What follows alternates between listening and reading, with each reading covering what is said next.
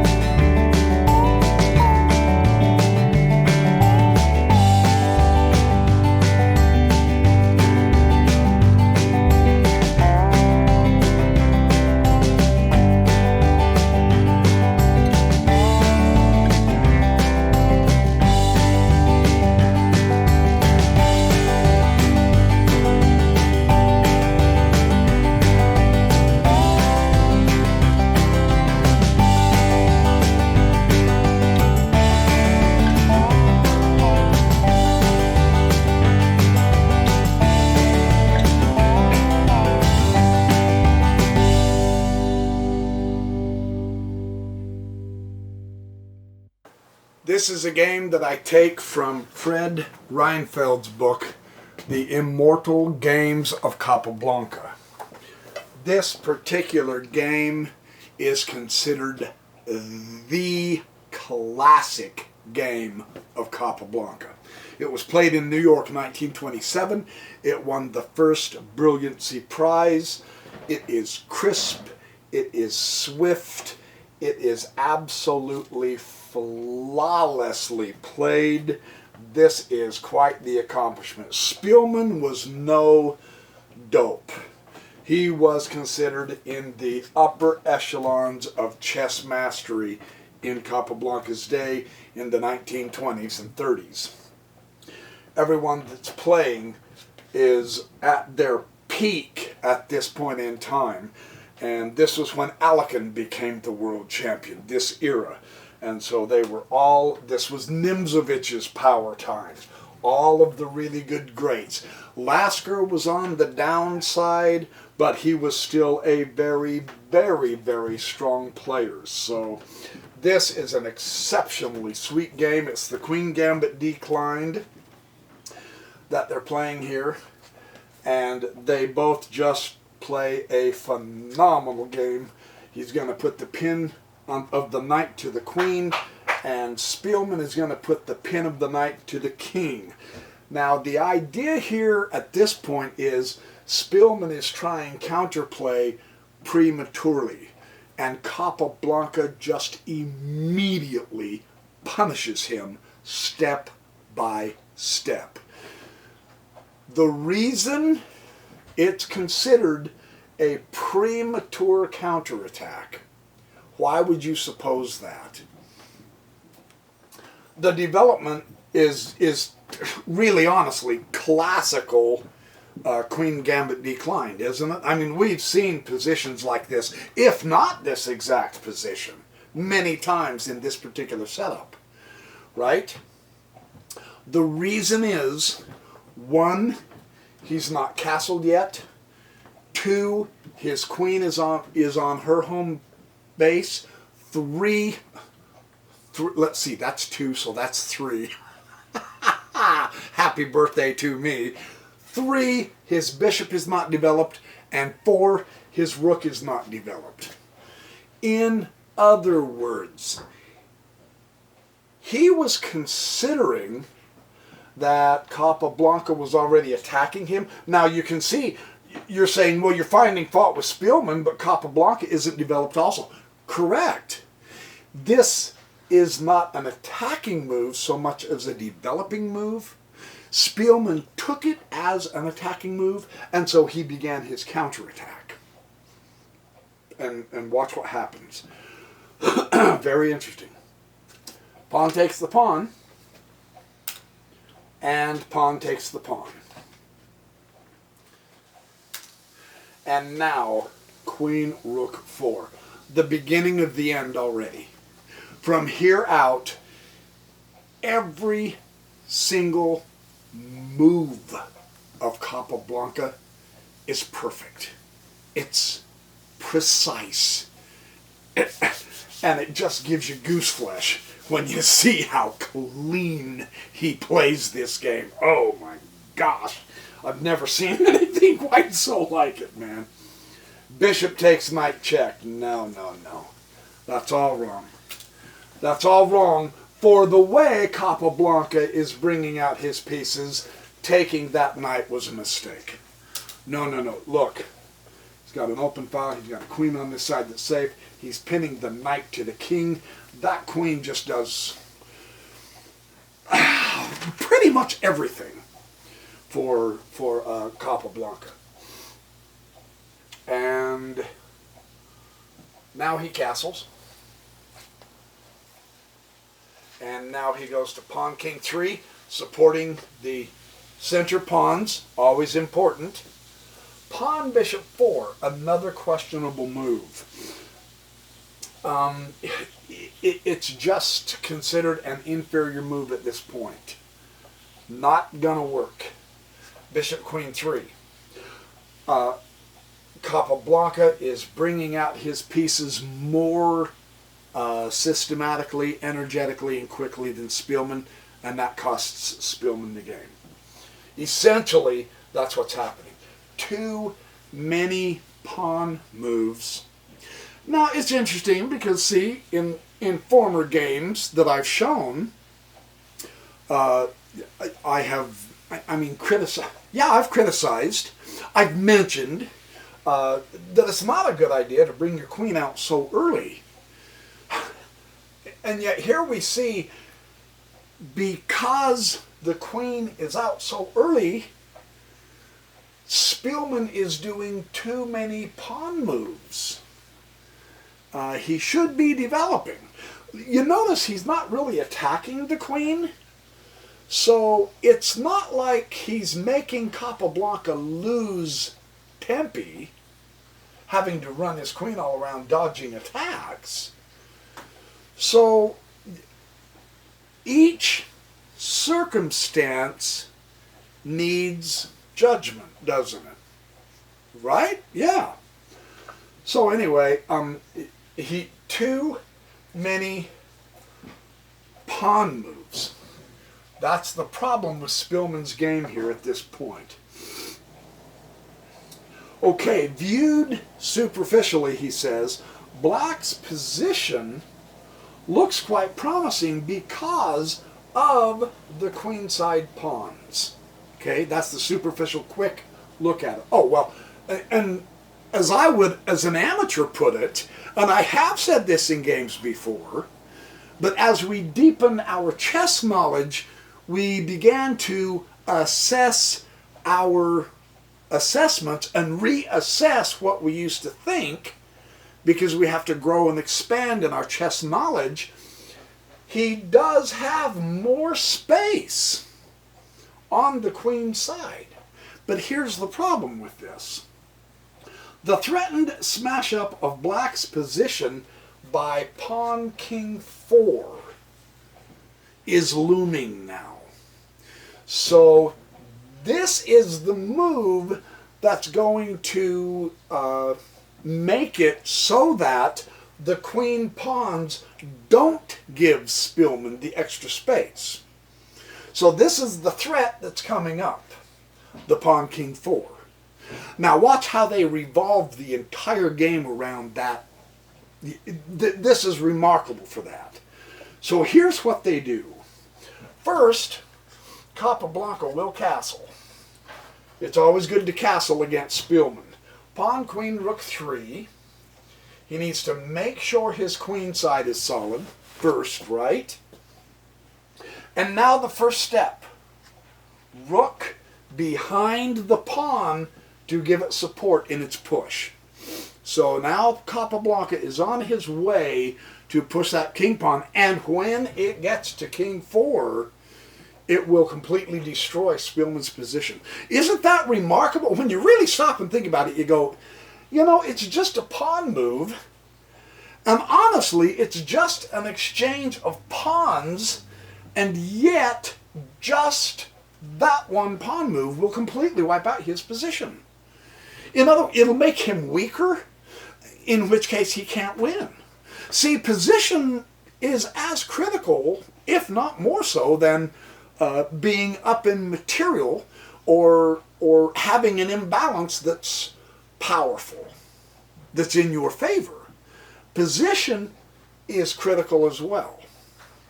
And as we get better and better into chess, this becomes more and more important to us. We begin to mature in our thinking, I'll put it, and say, yes, I really want to take that piece, but it'll hurt my position, so I'm better off to do this to keep the position, or do a different move to strengthen the position. This is how Capablanca is playing this game. It's all about position. Well, I mean, it's how Spielman's responding because of that threat also. So what does he do? He brings his queen up 1, and he's unpinning the knight so that he can move that knight and the queen to fight for this square, pawn king 4. So that was a necessary move for Spielman to do, because it frees up 2 of his pieces to fight for pawn king 4. And now knight queen 2 bumping up to king 4, pawn king 4. So now the fight is on. Who's going to get this? Who's going to win? Pawn to queen, knight 4.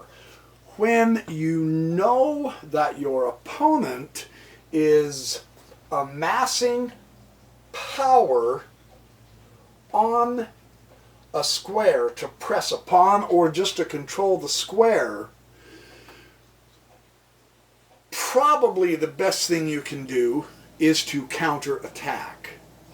And so now, and I've said it several times, if you can, just ignore the threats of your opponent. Don't let it sway you from your plan or your strengthening of your position or whatnot. But here, Capablanca can't just push pawn king 4. He wants his queen.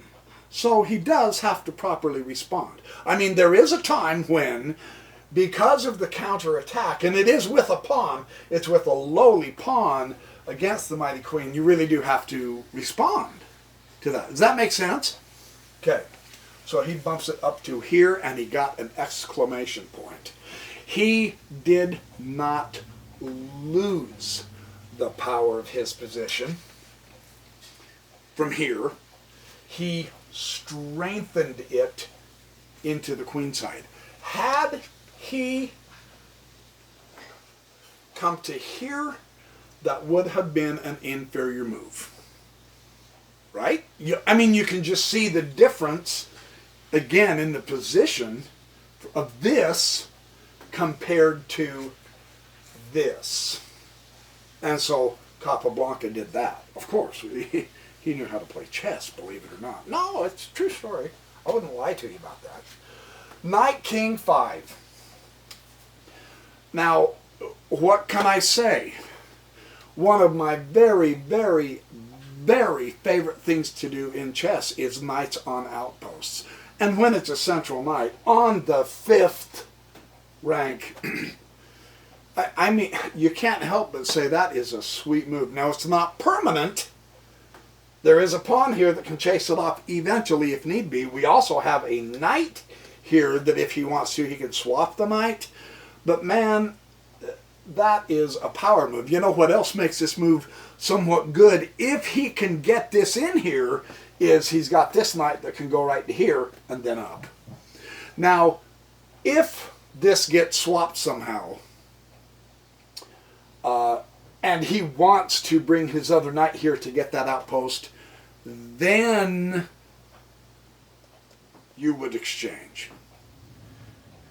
For the reason, obviously, that outpost is really a great outpost. It's not permanent, however, but it is a great outpost. That's something we want to practice putting into our games, practice training our eyes so that we can see where to set up our knights to get to outposts. This is another. Now, this outpost, boy, had he gotten there, we are talking spectacular fireworks awesome, because that is a permanent outpost. A pawn cannot change him off. They're already past the point of being able to threaten him. Only a peace exchange can occur if he was there. And I'll bet you dime to donuts he was wishing he could have got to there. However, that ain't bad. Okay, enough said. I'm just saying, we want to train our eyes to appreciate what a strong move is. For Spielman, this is a strong move. In our games, anytime, if we can, when we can get a knight on an outpost, that's a power move. That is always fantastic. Yes, because it strengthens his knight. Now, there's no question, is there, in any of your minds, that this knight really is more powerful than this knight? Simply because of the position and where it's at. So, sincerely, we can't possibly be surprised if Capablanca finds a way to get rid of that knight. Right? And I suspect he will. Without question.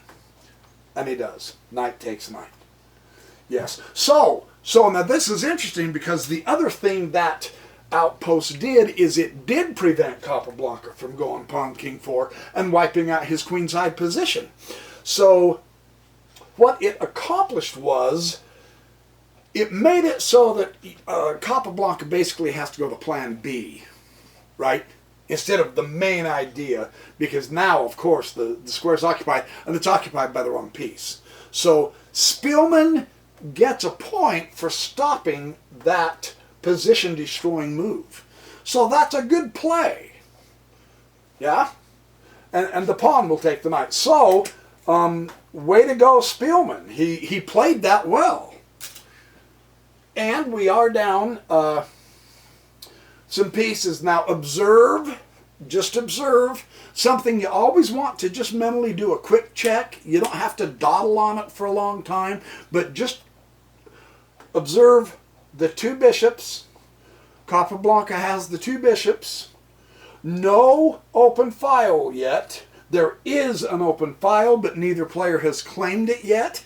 Technically, that's a pretty solid closed open file for either player. So it's not going to be that valuable at this point, is what I'm saying. But just keep in mind, we have a bishop-knight and a bishop-bishop situation. That's something you just keep it there. You don't have to make a huge deal about it, but be aware. Be aware. That's the word I wanted. Be aware of these kind of things that's happening. Oh, pawn, queen, rook 4. Holy cats. Yikes. So, he was thwarted from refuting the position on the queen side with the pawn, king 4, so he comes from this side to destroy that actually pretty good pawn chain. Yeah. And the prize here is the open file coming up. You can see that. Train our eyes to see, and I call it an open file. I know technically I'm wrong. It's not an open file. It's a partial file. That's truly accurate. But from White's point of view, his pawn will not obstruct him, so the black pawns become targets. So that's why I call it an open file. Technically I'm wrong, so I don't know what I'm talking about. But I'm not wrong in saying put that rook on the open file. I so promise. Yeah. So a technicality, a tit for tat. So anyway. So queen, queen 4. Good centralization of the queen. It also gives the knight a chance to try to get in the game. However, man, that's a great pawn structure. You know, it really is. It covers the knight. The knight can't get into the game. Here again, the position. His bishops really are better. Really. One, he's hitting the target that a queen is babysitting. That's not real good. It is central. But really, the knight is not going to be able to get to an outpost anymore. So this tells us, now it's interesting, it rests on the minor pieces and their position. That's what decides who is stronger. Not the rooks, not the queens. Now the pawn structure does come into play, and I mean, don't get me wrong, the pawns or the rooks and queens do too. But it is the strength of the minor pieces that determine who has the stronger position. The pawns give it to Capablanca. They enhance the strength of his bishops, and they deter the strength of the knight. And this bishop isn't even in the game yet. See how that, because of those factors, we can say White's position really is better. Another factor that just it pays to pay attention to, the queen is more in a defensive role here, and his queen is in an offensive role here. Can you see that? And so there's that difference between the queens. Okay, enough elaborating, but really important to understand this is a power move. That got an exclamation point. This just clobbers poor Spielman. And there's not a lot he could do about it except bring his queen up at this point. So, yikes. And look, he begins to dismantle the queenside position here by the pawn takes the pawn. Look what else he did. Now, I told you that it's strictly a defensive position, but that wasn't technically true because it's also an offensive position. That's hanging. That bishop is out there in the middle of nowhere. And Capablanca gave him the bishop. Why would he do that? The bishop was superior to this bishop. The bishop was superior to that knight. There's no question here, you guys. So why? Oh, and then my stupid heater. Hang on, I'll be right back. Boy, being interrupted on my birthday chess video. Oh, how rude. So I've been harping about positional chess in this particular game. Capablanca, by offering the bishop to the queen, takes the queen out of position to oppose his queenside attack. So it's worth the bishop's sacrifice, because now watch what he does. Queen takes bishop, and the bishop takes the central pawn. So the pawn king 4 didn't get there, but later on a better piece did. And look at the central dominating power of that bishop. Yeah, I mean, compare bishops, man. Seriously. The bishop to that bishop, there's no comparison.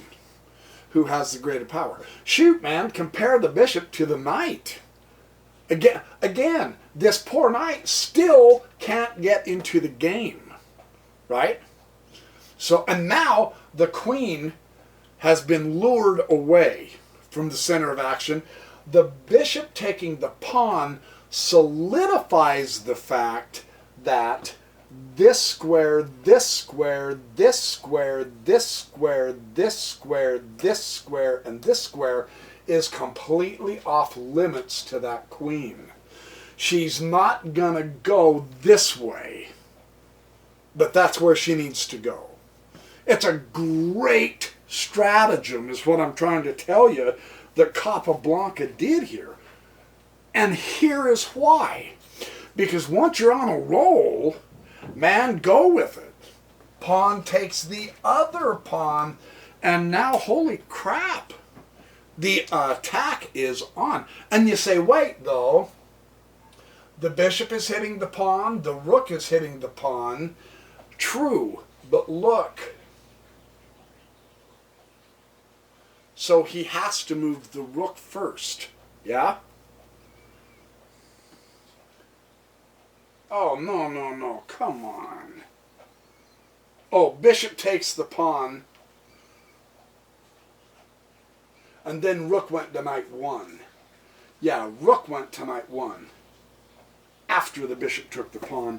And then, and then the pawn took the pawn. I missed a step, sorry. I try hard not to do that, I promise. But, you know, I'm high tech here. I go actually out of the books and the games and stuff, so... Oh my goodness. What is remarkable about the pawn take the pawn is now Capablanca is offering the queens. Now, count the pieces. 1, 2, 3, 4.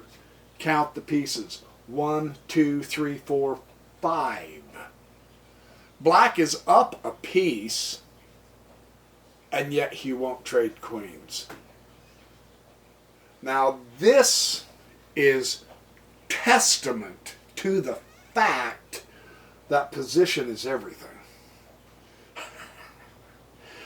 When you're a piece up, like black is, it doesn't hurt to trade down. Swap a few pieces. In fact, make it so he has to swap the pieces. Here, Capablanca is down a piece, and he offers to swap queens, but Spielman can't, because that'll put the rook here. If the queen takes a queen, the rook takes a queen. The rook behind the pawn, it's in. It's in there. Yeah. Remarkable positional chess here. Just very interesting. Well, the rook went to knight 4 rather than swap queens, so Spielman is attempting to get the queen out of play. The queen is threatened, yes. It's such a threat because of the position you're in, wanting that pawn guarded, that you really do have to react to it. And so the safest place is there, and that would be a complete debacle. That's not what he did. I'm just showing you, find the best move. That wouldn't be it. That would not be it. From here, that would not be it. That certainly would not be it. Don't be an idiot, man. Oh. Capablanca puts her right there. Now, man, that is total penetration of the queen side with power. He's got the influence of that bishop. He has the rook behind the pawn, and rooks belong behind the passed pawns so that you can bump them in, right? And the queen is just radiating everything. Wow, this is incredible. This is really, really good. Well, Spielman's going to try to put some defense together. Sure, of course. I mean, he's not a Mickey Mouse player, and he does cover the queening square here. So, and it is protected that way, and the rook has the basic background of the queen, and the bishop is still hitting the pawn. Yeah, so that's not bad, but there's pawn rook 7. Not good, not good. So, when you're being beaten, counterattack. This is a great effort, really, pinning this pawn to the king so that the pawn cannot take it. And it's checkmate in one move, except for this guy. It'd be nice if he could drop that queen there, but this centralized bishop covers the pawn, and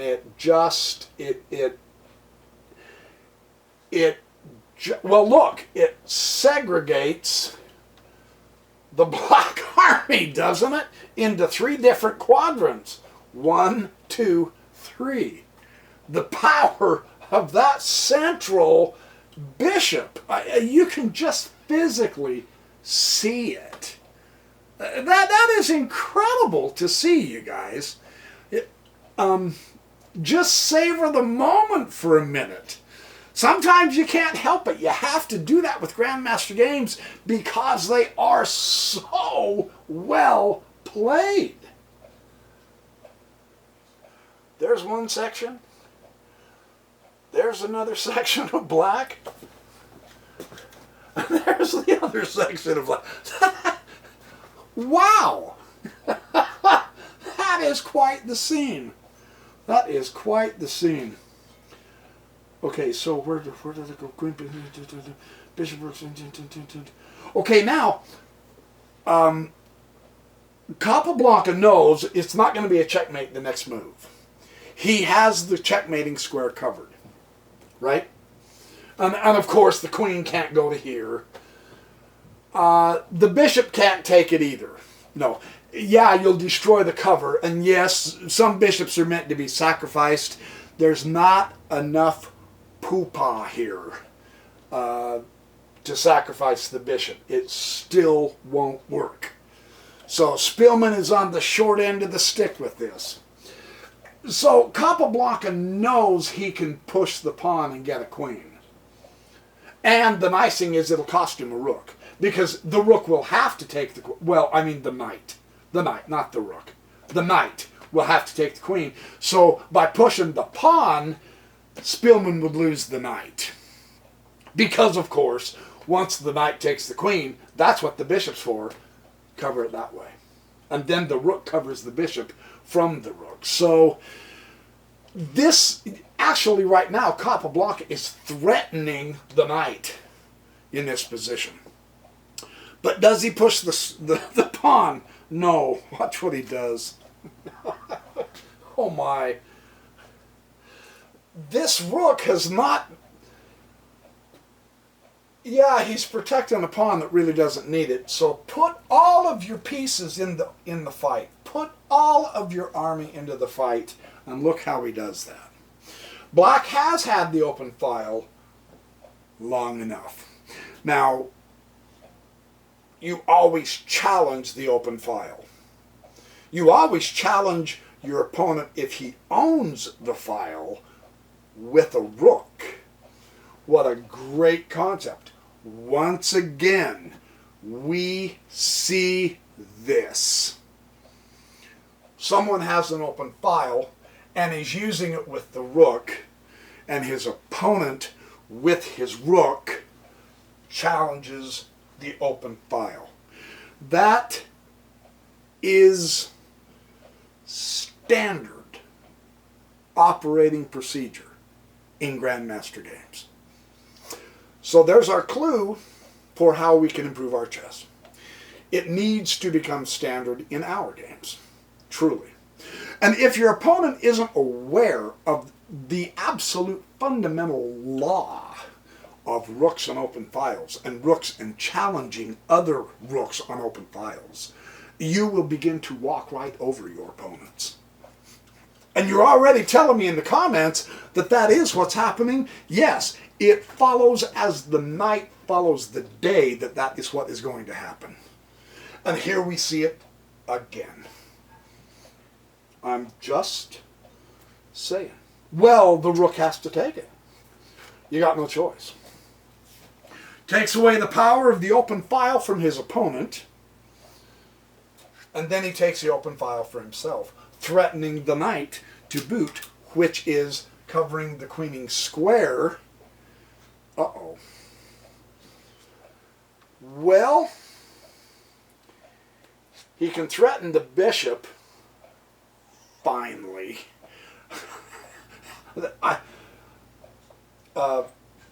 That bishop won the game. That bishop not only split the black army into 3 sections, it kept the entire army at bay, as far as I'm concerned. That's the MVP of this game right there. That bishop. Fantastic. And he'll just simply bump down. And it didn't hardly affect his power at all. He's still pointing in the right direction. There's no question about that. So the threat doesn't... So that... You know, that didn't work. But he doesn't have a lot else he can do. So he pushes the pawn. And the pawn takes the pawn, hitting the queen. And so at this point, Spielman resigned. He realized, okay, well, you know, let's call it a day. I've been outplayed by the world's greatest chess player of the day. And at least I kind of held my own with him somewhat. For instance, truly, with the queen threatened, you don't... Well, I mean, you don't have a lot...